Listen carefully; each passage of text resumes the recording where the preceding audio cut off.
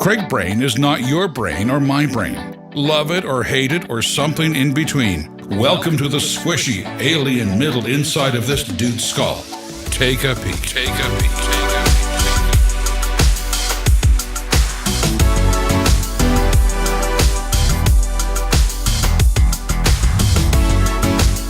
Hey, it's Craig. This week on Craig Brain, I'm sharing a letter that I wrote to my son.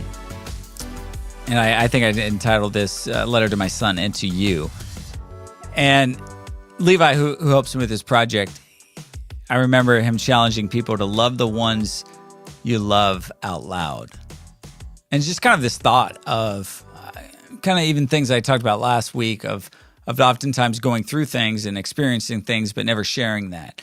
And so being in a place where you're able to share your feelings, you're able to share what's on your mind, you're able to encourage, you're also able to at times challenge or disagree or all those things. So I think I have an episode down the road. I just got my friend's permission to share it. It was an email that I wrote to him. And it was strictly, I think that's more in the work section. But this was like just a pretty balls out like email to him to get his stuff together. And it's funny, I asked him to send me an email just a few weeks ago about something else I was going through.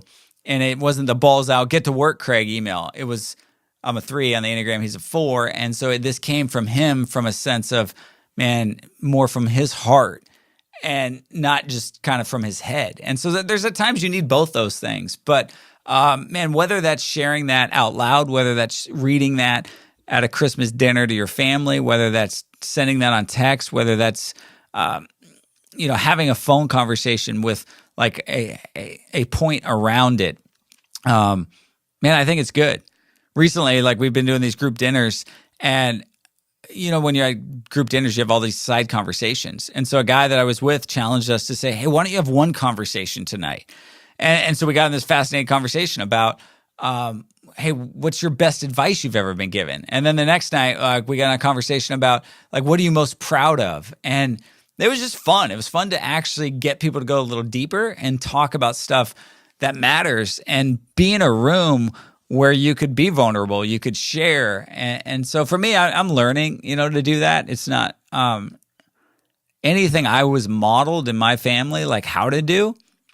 And I think people that know me, I know this, like, I don't say it. Well, I often tell people have told me I'm generous, but I actually told my family the other night, you know what, guys, like enough people have said it and I started to believe it. And then I actually realized, like, because we were talking about giving this gift to somebody and just their reaction was just kind of lame. And I was like, that's how you know you're not generous, when you still care about the reaction. And man, giving a gift and expecting nothing in return, that is true generosity. All that to say is, I think people would have said that about me, but they've also, those that have worked with me or been around me would say, maybe at times, hey, Craig does this for me or this, but man, I know what Craig doesn't like about me, or I know what, but oftentimes does he not encourage me or tell me, some great things that I've done. So I've just tried to just do that more recently. I'm not arrived at that by any means, but I think with our own kids and my wife and just people that are close to me, it's like, how do you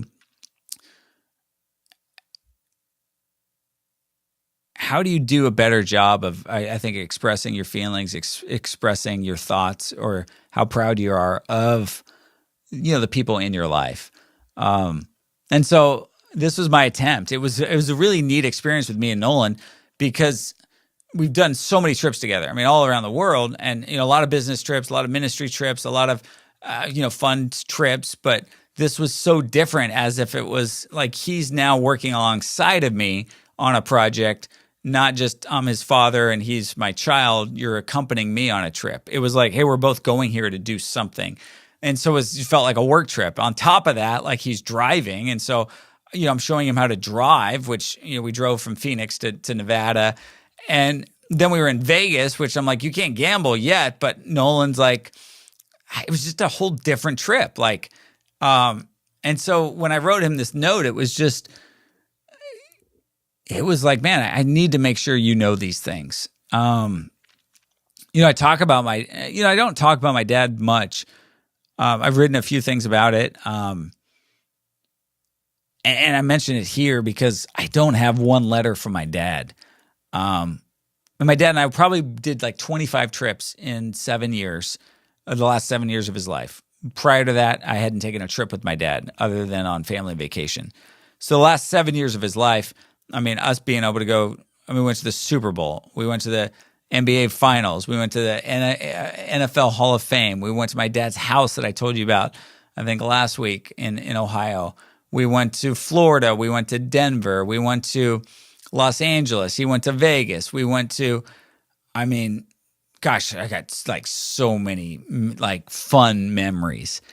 And on yellow paper in scribbled nasty handwriting, my dad's like excuse of cursive, he would write me a note after every trip. And like I'd get it. And it was like my dad couldn't say those things out loud. He wasn't that emotional of a guy. And I get these letters and it's like, I can't wait to go again. And, we had a blast. We had a fun, 7 years. And so this letter to Nolan, I just thought, and I joked with him on it, like, hey, I want you to keep this thing, and whether he keeps a letter for me or not, I think it was the idea of, like, yeah, what do you want your kids to remember you by? And, like, what are you saying to everybody else that, like, you're not saying to your kids? Or what are you doing? I spend a lot of time with other people and other projects and other stuff for others. And you're like, but, like, your first work, obviously, is with your family. So, yeah, it was one of those thoughts of, like, I got home that night. Everyone had gone to bed. My wife and daughter were out somewhere else, and the trip was like, how do I explain kind of what just happened? Of like, watching a kid that's been with you since, birth to now like this turning point of not adulthood, but he's graduated high school, he's working. Yeah, he is. He's a freaking adult, even though he was 15.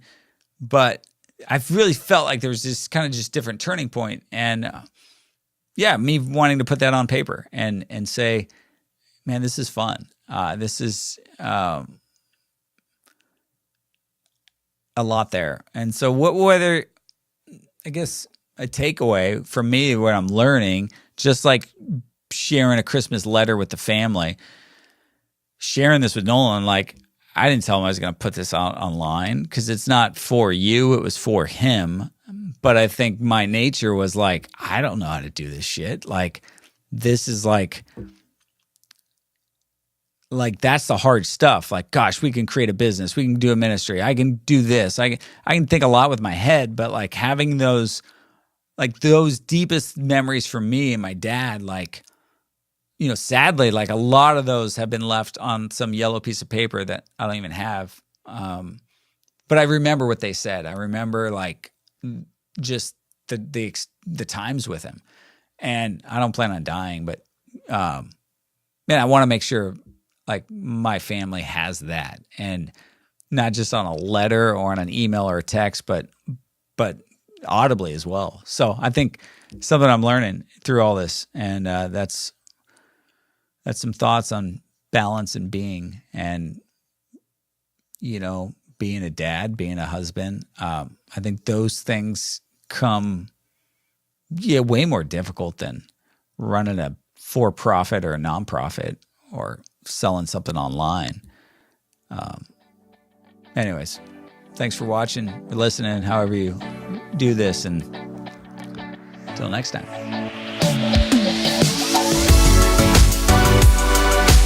Thanks for thinking through Craig Brain. This podcast is only a small summarized part of a larger conversation. To read the full story, check out www.craigbrain.com, join the Craig Brain group on Facebook, and follow @Craig Gross on whatever social suits your fancy.